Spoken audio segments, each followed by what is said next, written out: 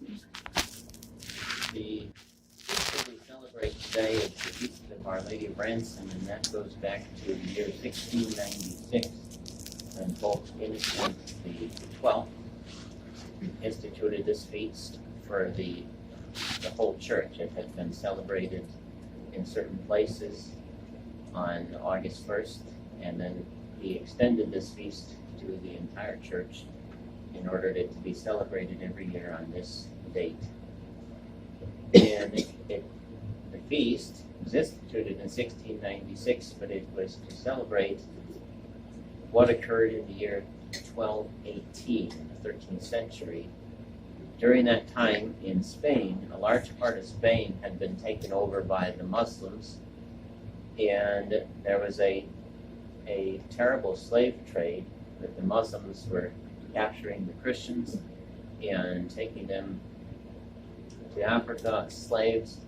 And it said that during 1 year of the Muslims' slave trade, there were more Christians taken just in 1 year than the entire number of slaves that were taken to America during the slave trade year.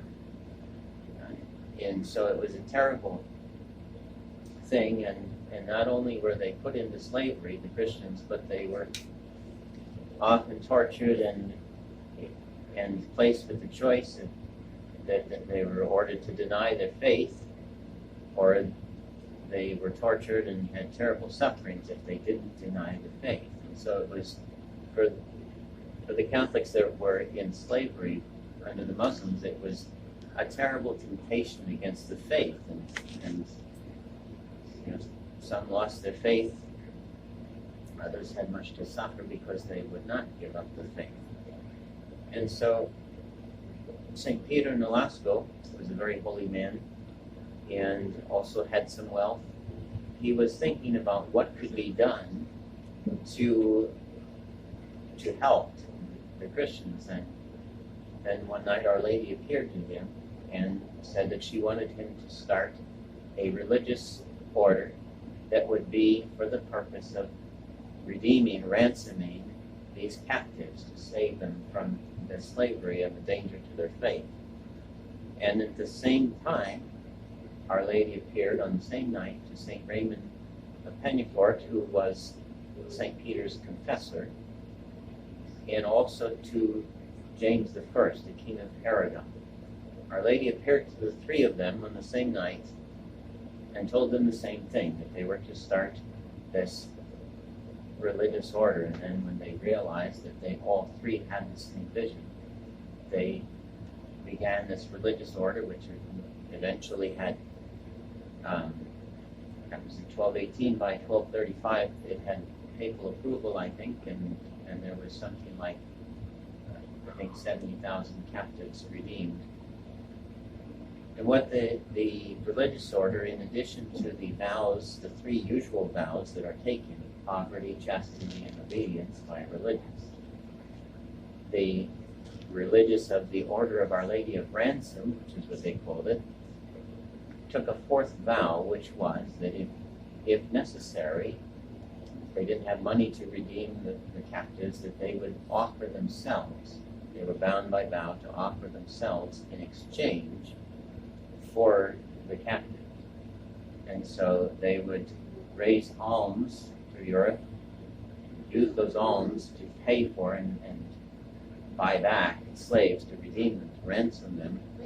And then if they couldn't, then they offered themselves in exchange in order to save those who were perhaps not so strong in the faith, that were at risk of denying it, abandoning it.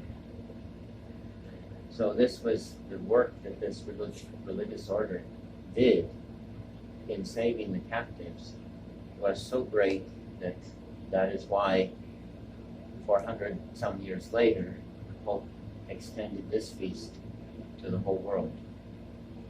And as a practical reflection for ourselves, in our own time, we think, we're not slaves like those Christians were, but how often we're faced with the same choice, that it's to practice the faith, there are sacrifices needed to stand up for the faith in today's world.